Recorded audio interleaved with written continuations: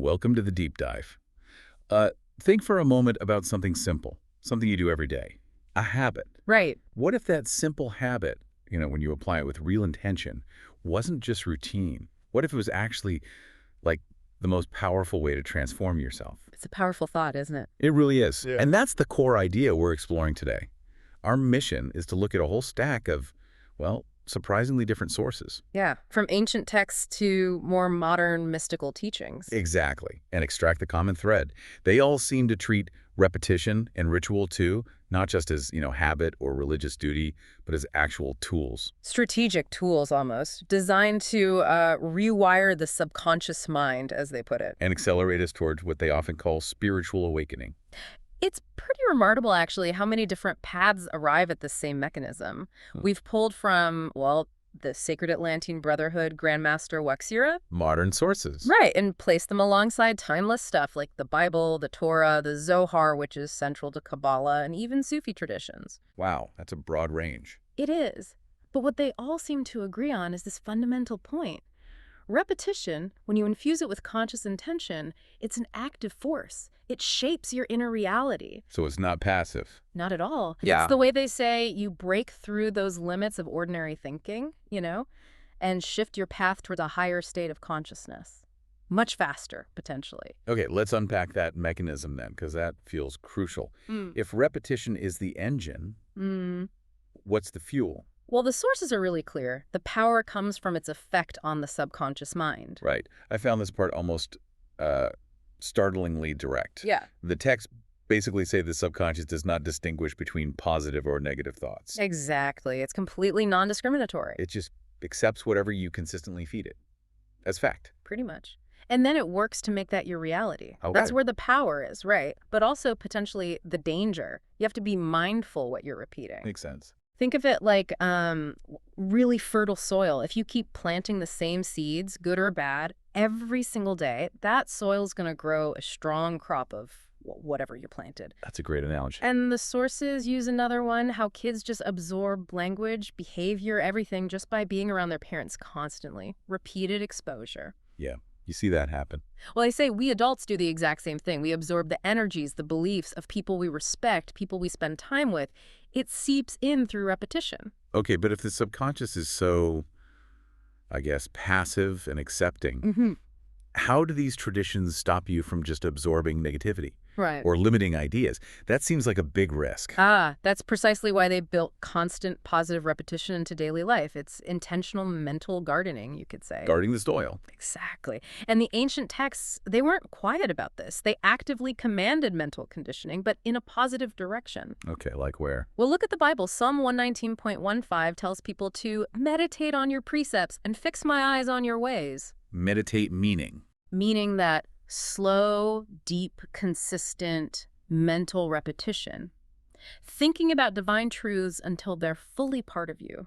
The whole point is to align your mind with God's wisdom, basically. So it pushes out the other stuff, the noise. It crowds it out, yeah. Yeah. The doubts, the everyday worries, you fill the space intentionally. And the Torah example you mentioned earlier, that seemed even more pervasive. Oh, absolutely. Deuteronomy 6.67 takes this principle and just weaves it into the fabric of everyday life. It's not just a weekly lesson. Right. It commands that these words be taught diligently to your children and talked about constantly. When you sit in your house, when you walk by the way, when you lie down, and when you rise up. Wow, that's relentless. It is. But the point isn't just remembering the teachings, it's embodying them, living them. The sheer volume of repetition aims to make it the default operating system for the whole family. Continuous spiritual neuroplasticity, you called it. Kind of, yeah. Building those pathways strong through constant use. Okay, that makes a lot of sense. So we start with the mental, impressing these sacred truths onto the subconscious. But then what about moving from internal thought to, like, external action?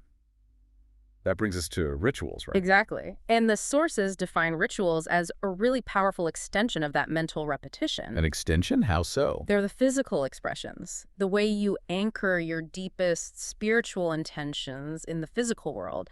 You take that internal idea and give it form. action. So it's not just symbolic then? Yo, it's functional. Yeah. When you perform a ritual, you're actively connecting your inner state, your intention, with a consistent external action.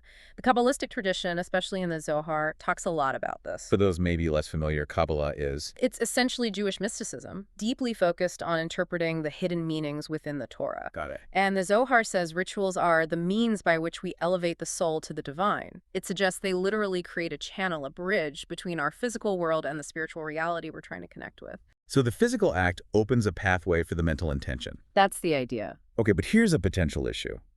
If repetition is so central, doesn't that risk the whole thing becoming Well, rote, meaningless, just going through the motions after a while? that's a really important point. And that's the difference these traditions draw between a mere habit and a true ritual. Ah, okay. A habit can become unconscious repetition. A ritual, though, as Grandmaster Waksira explains it, is a repetitive act where you consciously align our inner world with the divine flow of the universe. The intention has to stay alive within the repetition. The focus is key. Absolutely. You have to keep dedicating the act to that alignment. When you do that with focused intent, these repeated acts, they don't just shift your thinking. They do something more. They elevate what the teachings often call your vibrational frequency. Think of it like tuning an old radio. Okay, If your intention is fuzzy or you're just going through the motions, your frequency is low, you get static. But consistent, intentional practice, that's like slowly, carefully turning the dial. Until you lock onto a clear signal. Exactly. The clearest signal, the divine flow, as they term it, and that consistency, that focus, fundamentally reshapes your thought patterns. It makes that awakening process more rapid and profound. Right, it's like clearing the connection, a high-speed path built on consistency. Yeah. Okay, let's bring in another layer then, the social element. This idea that we are, by nature, imitative human beings. Yeah, this is fascinating too. The sources really emphasize that we're constantly, often unconsciously, imitating people we admire. We absorb their wisdom, sure, but also their vibration, their energy. That's the concept, and is why spiritual growth is often seen as being accelerated when you're part of a group, a community. Because the imitation happens more intensely. Partly that, but also the communal energy itself acts as a kind of force multiplier. Groups like the Sacred Atlantean Brotherhood, which is a modern esoteric group focused on integrating ancient wisdom. They use this very deliberately. By having members repeat sacred teachings, mantras, rituals together in shared devotion, the individual's consciousness gets immersed in this collective energy field. Like being carried by the current. Something like that. It reinforces the individual's effort. It's much harder for your own doubts or old limiting beliefs to stick around when you're literally surrounded by dozens of people projecting and affirming the same higher truths. Like moving to another country to really learn the language. Total immersion. That's a great way to put it. Constant immersion in that desired state or language. And this leads to that crucial idea of embodiment. Right. Right. Not just knowing the stuff intellectually. Exactly. It's about becoming the wisdom, not just learning about it. That's central to so many paths. You see it in the Sufi tradition, for example. How does it show up there? Well, there's a strong emphasis on just being in the presence of a realized master. The idea is you absorb their state, their way of being, almost by osmosis. Rumi actually spoke to this kind of idea. He said something like, "Don't be satisfied with stories, how things have gone with others. Unfold your own myth." Unfold your own myth. I like that. Yeah, so the synthesis seems to be the group provides the energy, the structure, the reinforcement, but it's the consistent, repetitive personal practice that allows the individual to stop just hearing the stories, the myths. And start living their own. Precisely. Embodying it. Okay, speaking of frameworks and structure, let's look at the specific methods mentioned. You said the Brotherhood uses degrees. Yes, they organize their learning and practice into progressive degrees. Each one builds on the last, reinforcing divine truths through specific rituals and practices. The goal is always to shift both the individual's and the group's collective energy field. Is there a specific tool or maybe an analogy they use that really captures this need for sustained consistency, something concrete? There is, actually. In the captain's degree within the Brotherhood, they introduce the concept of the sextant. And it serves as a perfect analogy for this whole process of alignment through repetition. A sextant, Yeah. like the old navigational tool. Exactly like that. For centuries, sailors used a sextant to navigate vast oceans. How? by aligning themselves, their position, with the fixed, unchanging stars. Celestial navigation? Right. Requires careful measurements. And repeated measurements. You couldn't just take one reading at the start of a voyage and hope to hit your destination weeks later, right? You had to constantly check your position against those fixed points. Okay, I see where this is going. So the spiritual sextant isn't a physical object. No, it is the repetitive practice itself. The ritual, the mantra, the focused prayer, that's your sextant. And the divine will, or the divine flow, that's like the fixed stars. That's the analogy. The consistent repetitive practice helps you align your internal compass, your heart, your mind with that unchanging divine reality. Yeah. The more consistently and intentionally you practice. The clearer your position becomes, your path. Exactly. It makes your spiritual path clearer, more accurate over time. It takes the guesswork out and provides reliable navigation for the inner journey. But it demands that consistency, that diligence. It absolutely does. But the promise is that the results are, in a sense, guaranteed by the process itself. Grandmaster Waxira put it very powerfully, I think. What does she say? She said, "Spiritual awakening is not a distant event to be achieved. It is a process, and like any process, it must be repeated until the soul can no longer resist its divine transformation." Until the soul can no longer resist. Wow. That really lands the point. Doesn't it? It captures that sense of inevitable change through sustained, intentional effort. Yeah. That feels like the perfect summary for this whole deep dive, really. Yeah. Whether we're looking at ancient scriptures or modern mystical groups, the core message seems remarkably consistent. It really does. Repetition and ritual, they're like these dual pathways, one mental, one physical, working together.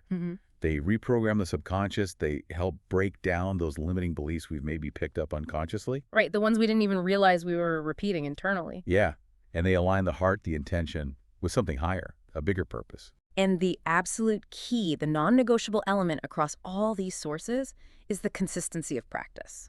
That's what tunes us, as we said. Anchors us. Anchors us. Gives us that navigational accuracy we need to tap into that divine flow of the universe without the intentional repetition. Well, the transformation is slow. Maybe doesn't happen at all. Right.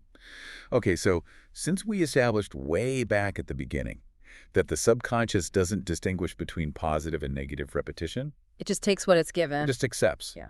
Then we kind of have to end with a thought that applies to absolutely everyone listening, whatever your background or beliefs. Yeah, okay. Consider this. What unintentional, maybe even negative recurring thoughts or emotional habits are you currently imprinting on your own mind day after day? The unconscious rituals. Exactly. What unconscious repetitions are charting the course for your inner vision right now? And then the follow-up. How could consistent intentional practice start to replace those unconscious habits? That's definitely something worth pondering. Something to think about until our next deep dive. Thanks for joining us.